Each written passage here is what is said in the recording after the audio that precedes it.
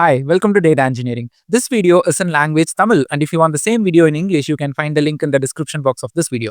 இப்போ நம்ம டாபிக் உள்ள போலாமா? சோ இப்போ நம்ம அடுத்த சீக்வல் டாபிக் என்ன அப்படின்னு பாத்தீங்கன்னா கேஸ் கண்டிஷன். ஓகேங்களா? கேஸ் வென் அப்படின்னு சொல்லுவாங்க. நம்ம ப்ரோக்ராமிங் லாங்குவேஜ்ல வந்து இஃப் எல்ஸ் எப்படி யூஸ் பண்ணுவோம், எல்ஸ் இஃப் எப்படி யூஸ் பண்ணுவோம் இல்லையா? அதே இதை நம்ம சீக்வல், ஏன்னா சீக்வல்லையும் அதுக்கான ரெக்குவயர்மெண்ட்லாம் நம்ம கிட்ட இருக்கு.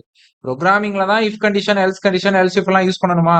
சீக்வலுக்கு கிடையாதா? அப்படியெல்லாம் கிடையாது. சீக்வல்லையும் எங்களுக்கு அந்த மாதிரி யூஸ் கேசஸ் வரும். ஏன்னா டேட்டா அதே தானே, ப்ரோக்ராம்லயும் அதே டேட்டாவை தான் ப்ராசஸ் பண்றாங்க, சீக்வல்லையும் அதே தான் பண்றாங்க. அப்படிங்கிறப்ப அந்த சேம் லாஜிக்ஸ் இங்கேயும் இருக்கணும் இல்லையா? சோ அது நமக்கு இங்க இருக்கு. சரி, அதை எப்படி எழுதுறது அப்படிங்கறத நம்ம பார்க்கலாம். சோ நான் டேபிள்லாம் யூஸ் பண்ண போறது இல்ல. சோ டேபிள்லாம் யூஸ் பண்ணாமே ஸ்டாட்டிக் வேல்யூ வச்சே நம்ம பார்க்கலாம். சோ கேஸ் செலக்ட், அதுக்கப்புறம் கேஸ் அப்படின்னு போட்டுட்டு அதுக்கப்புறம் வென். ஏன் ஒரே லைன்ல எழுதக்கூடாதான்னு கேட்கலாம், எழுதலாம், பட் இப்படிதான் இருக்கும். கேஸ்க்கு அப்புறம் வென் அப்படி வரும். வென், ஓகேங்களா? So case when 8 greater than 10, then நான் வந்து என்ன சொல்றேன்னா லைக் ட்ரூ அப்படின்னு போடுறேன். ஓகே, சோ 8 greater than 10 அப்படின்னா கிடையாது, ரைட்? அப்போ வந்து தென் அப்படின்னா தான் ட்ரூ. அப்ப இங்க ட்ரூ வராது. அப்போ ட்ரூ வராதுன்னா எனக்கு எங்க போகணும்? எல்ஸ் பார்ட்டுக்கு போகணும் இல்லையா? ஃபால்ஸ் அப்படின்னு நீங்க கொடுத்துட்டு இதோட முடியல, இதை நீங்க எண்ட் கொடுக்கணும். எப்படி நம்ம இஃப் வந்து ஓபன் பண்ணணும், பிராக்கெட் கொடுத்து கீழே க்ளோஸ் பண்ணுவோம் இல்லையா ப்ரோக்ராமிங்ல, அந்த மாதிரி நீங்க கேஸ் ஓபன் பண்ணீங்கன்னா கடைசியில எண்ட். அதுக்கப்புறம் இதுக்கு ஒரு அலைஸ் நேம் கொடுத்துக்கலாம். அலைஸ் நேம் வந்து சும்மா நான் வந்து டெஸ்ட் அப்படின்னு நான் கொடுத்துக்கிறேன்.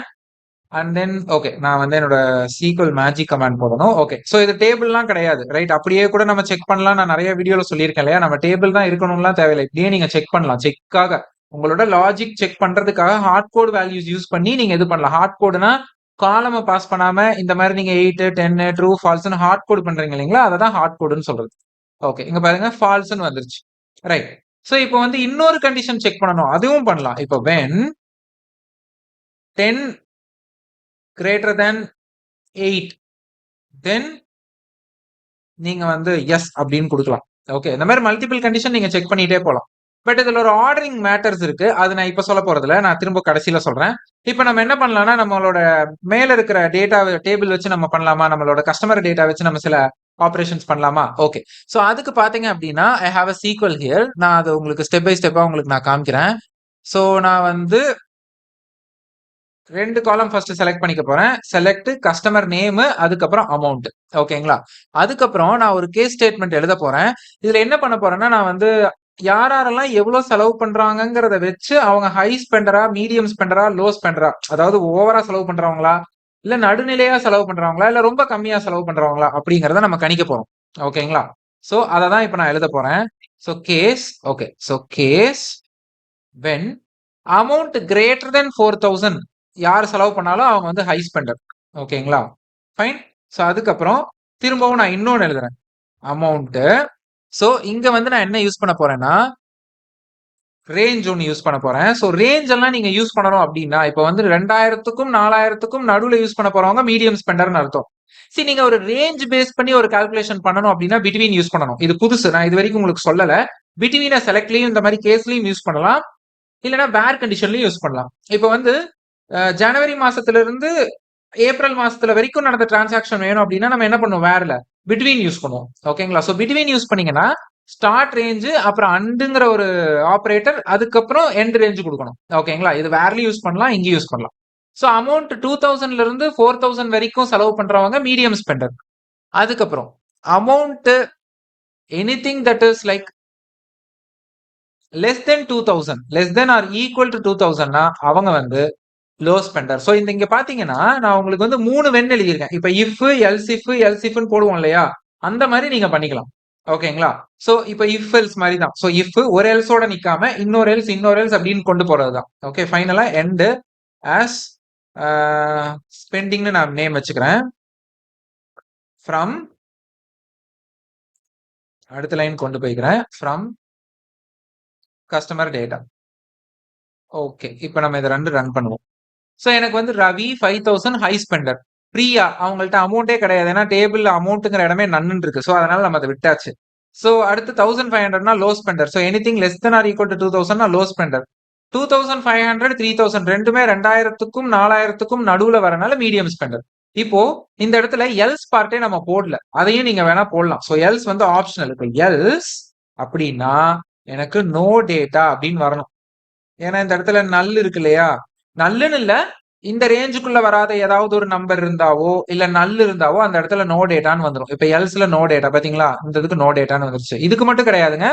நான் சொன்ன மாரி தான். இந்த ரேஞ்சுல வராம இப்ப வந்து எனக்கு இந்த பர்ட்டிகுலர் ரேஞ்சுல இல்லாம ஏதாவது நம்பர்ஸ் இருந்திருந்தாலும், அதுவும் எனக்கு வந்து என்ன ஆயிரும் அப்டின்னா, நோ டேட்டால வந்துரும். ஓகே. சோ நம்ம இப்போ வந்து இது மாரி பார்த்தாச்சு இல்லையா? சோ இந்த இடத்துல நான் வந்து ஹார்ட் கோட் தான் பண்ணியிருக்கேன். இங்க பாருங்க.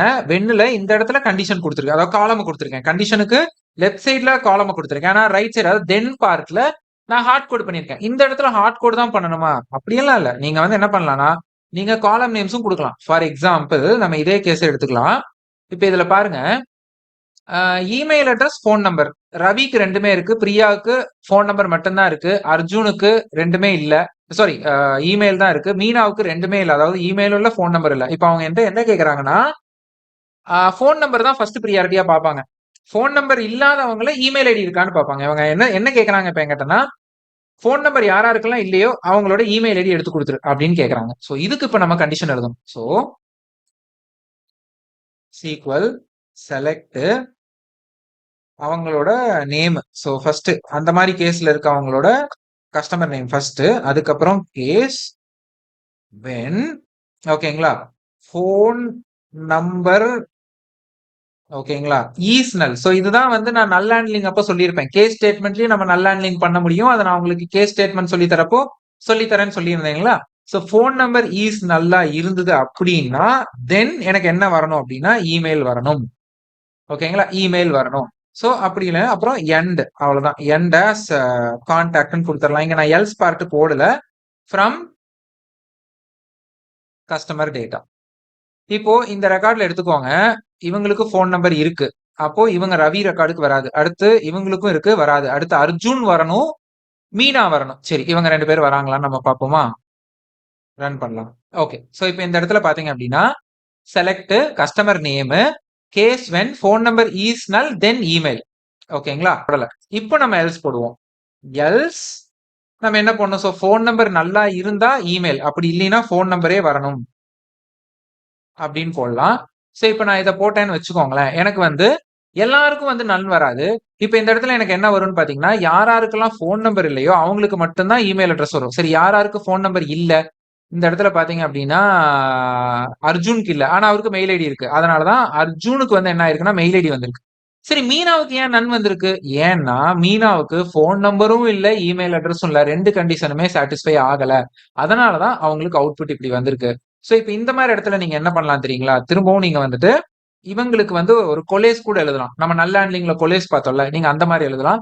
சோ இப்ப இந்த இடத்துல நான் வந்து இப்ப நான் என்ன பண்ண போறேன்னா, வென் இமெயில் இஸ் நல் அண்ட் ஃபோன் நம்பர் இஸ் நல் தென் 999 செட் ஆகணும் ஃபோன் நம்பர் அப்படின்னு சொல்லி நான் கொடுக்குறேன். சரி, இப்ப நான் இதை ரன் பண்றேன்னு வச்சுக்கோங்களேன். எனக்கு அப்பவும் மீனாவுக்கு நன்னு தான் வருது. என்ன ஆயிருக்கும் தெரியுங்களா? இங்க ஃபர்ஸ்ட் இந்த கண்டிஷன் வந்தப்பவே மீனா ரெக்கார்டுக்கு சாட்டிஸ்ஃபை ஆயிரும். ஏன்னா இந்த கண்டிஷன்ல என்ன பாக்குது? ஃபோன் நம்பர் நல்லா இருக்கா, மீனாவுக்கு நல்லா இருக்கு, அவ்வளவுதான். மீனா ரெக்கார்டு அங்கேயே ஸ்கிப் பண்ணி அடுத்த ரெக்கார்டுக்கு வந்துடும். அதனாலதான் அடுத்த கண்டிஷன் சாட்டிஸ்ஃபை ஆகல. இங்க ஆர்டரிங் மேட்டர்ஸ். நீங்க கேஸ் ஸ்டேட்மெண்ட்ல போடுற வென்னுக்கு ஆர்டர் வந்து கண்டிப்பா மேட்டர்ஸ். ஓகேங்களா, ஆர்டர் இருக்கணும். சோ இது ப்ரோக்ராமிங்க்கும் இதே தான். ஓகே, இப்ப நான் இந்த ஆர்டருக்கு பிரியாரிட்டி கொடுத்தேன்னா அந்த ஆர்டர் தான் நான் போடணும். இப்ப போடும்போது எனக்கு கரெக்டா வரும் பாருங்க. பாத்தீங்களா, 999 அந்த 49 செட் ஆயிடுச்சு. சோ இமெயிலும் ஃபோன் நம்பர் ரெண்டும் நல்லா இருக்கவங்கள ஃபர்ஸ்ட் பார்க்கும். ஓகே, ரெண்டும் நல்லா இருக்கிறது யாருக்கு? இவங்களுக்கு தான். அப்ப இதுக்கு அங்கேயே வந்துடும்.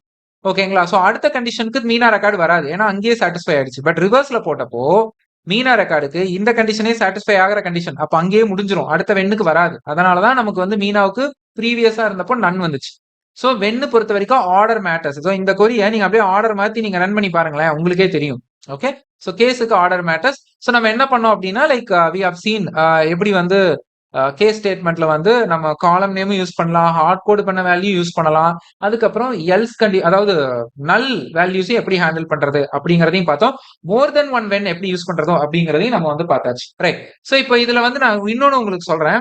சோ நான் நிறைய வீடியோல சொல்லியிருக்க மாட்டேன். சோ அதனாலதான் சரி, நீங்க இப்ப செலக்ட் யூஸ் பண்றீங்கன்னு வச்சுக்கோங்களேன். இது ஒரு புது கான்செப்ட். இப்ப இதுல வந்து 5 ரெக்கார்டு வருது. ஓகேங்களா, இதுல எனக்கு ஏதாவது 2 ரெக்கார்டு மட்டும் தெரிஞ்சா போதும்னா நீங்க லிமிட் 2 போட்டுக்கலாம்.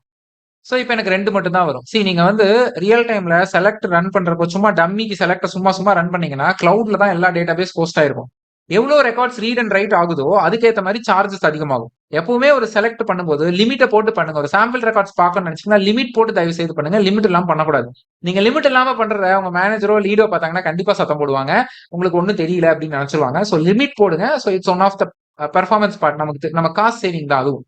ஸோ இந்த லிமிட்டை நான் நிறைய வீடியோல சொல்லணும்னு பார்த்தேன். பட் அங்கெல்லாம் லைக் ஒரு செப்பரேட் டாபிக்கா அதை போட விரும்பல. ஸோ நான் வேற ஒரு டாபிக்கோட சொல்லலான்னு பார்த்தேன். பட் மறந்துட்டேன். அதனால இந்த டாபிக்ல நான் இதை உங்களுக்கு சொல்றேன். லிமிட் அப்படிங்கிறது நீங்க வச்சுக்கலாம். ஸோ ஆரக்கல்ல வந்து வேர் ரோனம் less then or equal to 2ன்னு போடுவோம். ஓகேங்களா? ஒவ்வொரு இடத்துல மாறும். அங்க வேர் போடணும். பட் இங்கெல்லாம் அது தேவையில்லை. மோஸ்ட் ஆஃப் தி கொரி இன்ஜின்ஸ்ல லிமிட் ஒர்க் ஆகும். நம்ம பார்க்க போற ஹைவ், பிக் கொரி எல்லாத்துலயுமே லிமிட் ஒர்க் ஆகும். ஓகேங்களா?